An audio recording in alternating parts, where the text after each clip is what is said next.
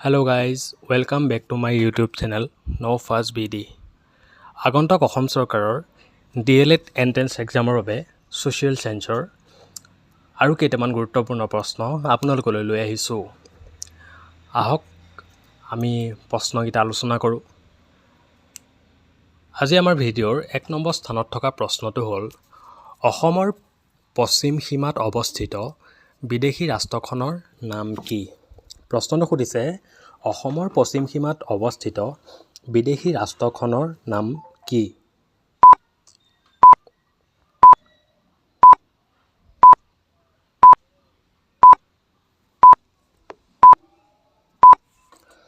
ইয়াৰ শুদ্ধ উত্তৰটো হ'ব বাংলাদেশ। অসমৰ পশ্চিম সীমাত অৱস্থিত বিদেশী ৰাষ্ট্ৰখনৰ নাম কি? বাংলাদেশ। আহক আমি 2 নম্বৰ প্ৰশ্নটোলৈ যাওঁ। অসমৰ প্ৰাকৃতিক অঞ্চল কেইটা? প্ৰশ্নটো কি? অসমৰ প্ৰাকৃতিক অঞ্চল কেইটা? আপোনালোকে কোনোবাই জানে নেকি? শুদ্ধ উত্তৰটো যদি জানে আমাক কমেণ্ট বক্সত জনাওকচোন।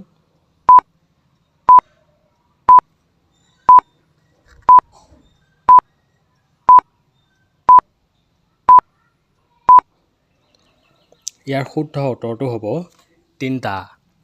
অসমৰ প্ৰাকৃতিক অঞ্চল কেইটা? 3টা। কি কি? ব্ৰহ্মপুত্ৰ উপত্যকা, বৰাক উপত্যকা,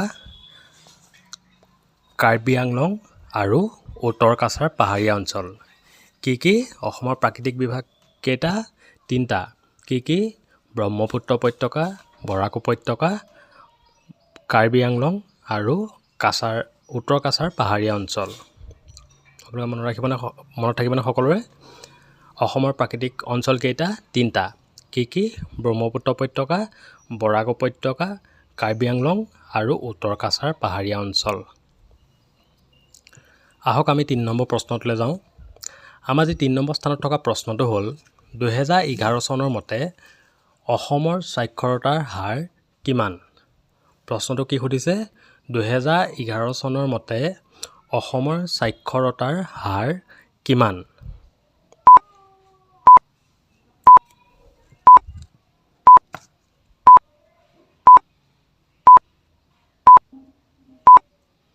ইয়াৰ শুদ্ধ উত্তৰটো হ'ব 73.18%। কিমান? 73.18%।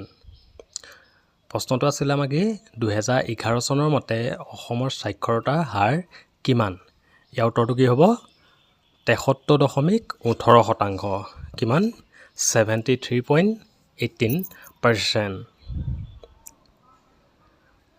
আহক আমি আমাৰ 4 নম্বৰ স্থানত থকা প্ৰশ্নটো চাওঁ। আমাৰ আজি 4 নম্বৰ স্থানত থকা প্ৰশ্নটো হ'ল অসমৰ মানচেষ্টাৰ বুলি কোনখন ঠাইক জনা যায়? প্ৰশ্নটো কি সুধিছে? অসমৰ মানচেষ্টাৰ বুলি কোনখন ঠাইক জনা যায়?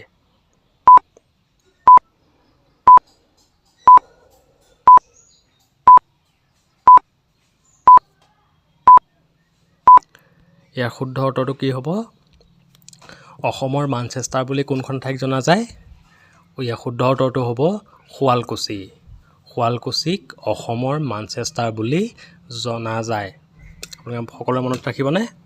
অসমৰ মানচেষ্টাৰ বুলি কোনখন ঠাইক জনা যায়? শুৱালকুছিক। আপোনালোকে মনত ৰাখিব। আহক আমি আমাৰ 5 নম্বৰ স্থানত থকা প্ৰশ্নটো চাওঁ। আমাৰ আজি ভিডিঅ'ৰ 5 নম্বৰ স্থানত থকা প্ৰশ্নটো হ'ল অসমৰ একমাত্ৰ পাহাৰীয়া চহৰখনৰ নাম কি? আমাৰ প্ৰশ্নটো কি সুধিছে? অসমৰ একমাত্ৰ পাহাৰীয়া চহৰখনৰ নাম কি? উত্তৰটো কোনোবাই জানে নেকি? আমাক যদি জানে আপোনালোকে কোনোবাই কমেণ্ট বক্সত জনাওকচোন।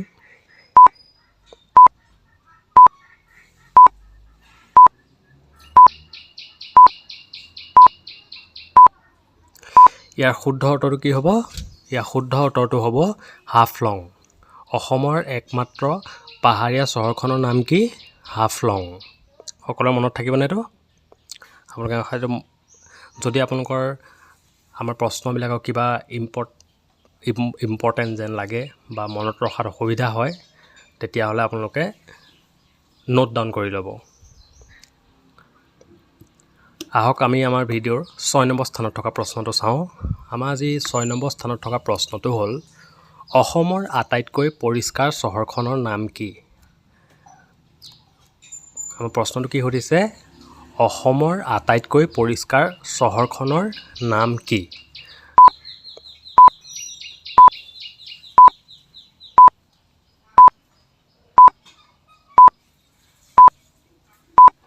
ইয়াৰ শুদ্ধ উত্তৰটো হ'ব তেজপুৰ। অসমৰ আটাইতকৈ পৰিষ্কাৰ চহৰখনৰ নাম কি? তেজপুৰ। প্ৰশ্নটো আছিলে অসমৰ আটাইতকৈ পৰিষ্কাৰ চহৰখনৰ নাম কি? ইয়াৰ উত্তৰটো হ'ব কি? তেজপুৰ। আহক আমি 7 নম্বৰ স্থানত থকা প্ৰশ্নটো চাওঁ। 7 নম্বৰ স্থানত থকা প্ৰশ্নটো হ'ল নগাঁৱৰ পুৰণি নাম কি? প্ৰশ্নটো হ'ল নগাঁৱৰ পুৰণি নাম কি?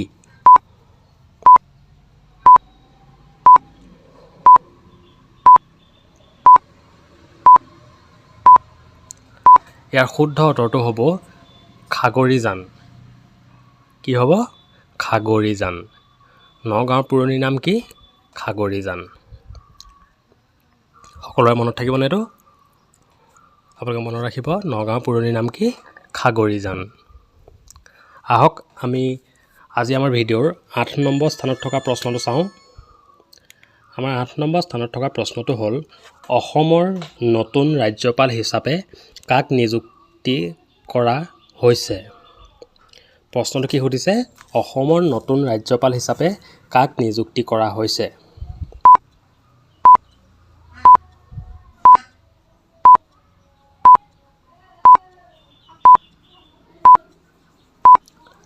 ইয়াৰ শুদ্ধ উত্তৰটো হ'ব লক্ষ্মণ প্ৰসাদ আচাৰ্য। কি ইয়াৰ শুদ্ধটো কি? লক্ষ্মণ প্ৰসাদ আচাৰ্য। অসমৰ নতুন ৰাজ্যপাল হিচাপে কাক নিযুক্তি কৰা হৈছে? লক্ষ্মণ প্ৰসাদ আচাৰ্য। লগতে তেওঁক মণিপুৰৰ অতিৰিক্ত ৰাজ্যপালৰ দায়িত্বও দিয়া হৈছে। আপুনি গম পালেনে? অসমৰ নতুন ৰাজ্যপাল হিচাপে কাক নিযুক্তি কৰা হৈছে? লক্ষ্মণ প্ৰসাদ আচাৰ্য। তেওঁক লগতে মণিপুৰৰ অতিৰিক্ত ৰাজ্যপাল হিচাপেও দায়িত্ব দিয়া হৈছে। ৰাজ্যপালক কোনে নিযুক্তি দিয়ে? ৰাজ্যপালক নিযুক্তি দিয়ে ৰাষ্ট্ৰপতিয়ে। আহক আমি 9 নম্বৰ স্থানত থকা প্ৰশ্নটো চাওঁ।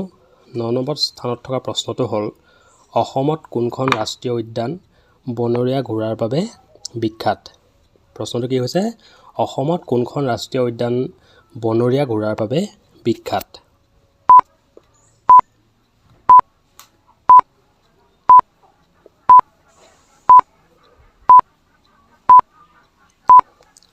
ইয়াৰ শুদ্ধ উত্তৰটো হ'ব ডিব্ৰু-ছৈখোৱা ৰাষ্ট্ৰীয় উদ্যান। প্ৰশ্নটো কি সুধিছিলে? অসমত কোনখন ৰাষ্ট্ৰীয় উদ্যানত বনৰীয়া ঘোঁৰাৰ বাবে বিখ্যাত? ইয়াৰ শুদ্ধ উত্তৰটো কি হ'ব? ডিব্ৰু-ছৈখোৱা ৰাষ্ট্ৰীয় উদ্যানত। সকলোৰে মনত থাকিবনে এইটো? আহক আমি আমাৰ আজি 10 নম্বৰ স্থানত থকা প্ৰশ্নটো চাওঁ। আমাৰ 10 নম্বৰ স্থানত থকা প্ৰশ্নটো হ'ল বিশ্ব জনসংখ্যা দিৱস কেতিয়া পালন কৰা হয়? প্ৰশ্নটো কি আছে? বিশ্ব জনসংখ্যা দিৱস কেতিয়া পালন কৰা হয়?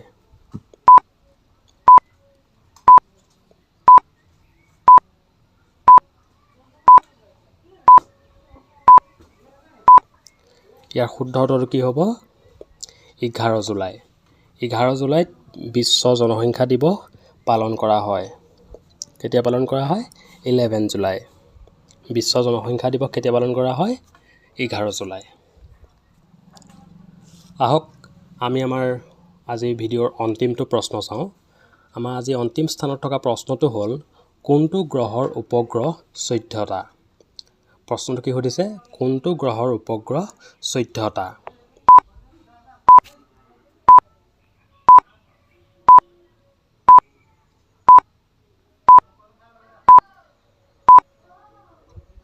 ইয়াৰ শুদ্ধ উত্তৰটো হ'ব নেপচুন। কোনটো গ্ৰহৰ উপগ্ৰহ 14টা? নেপচুনৰ। সকলোৰে মনত থাকিবনে? নেপচুনৰ উপগ্ৰহ 14টা। ধন্যবাদ। আপোনালোকে যদি আমাৰ ভিডিঅ'টো চাই ভাল পালে আমাক লাইক কমেণ্ট কৰি জনাবলৈ নাপাহৰিব আৰু লগতে আপোনাৰ বন্ধুবৰ্গৰ মাজত আমাৰ ভিডিঅ'টো শ্বেয়াৰ কৰিবলৈ নাপাহৰিব। ধন্যবাদ। আগলৈ এনেকুৱা ধৰণৰ প্ৰয়োজনীয় ভিডিঅ'সমূহ পাই থাকিবৰ বাবে আমাৰ চেনেলটো please like comment share and subscribe কৰি বেল আইকনটো অন কৰি দিবলৈ নাপাহৰিব। ধন্যবাদ। আজিলৈ বাই বাই, গুড নাইট।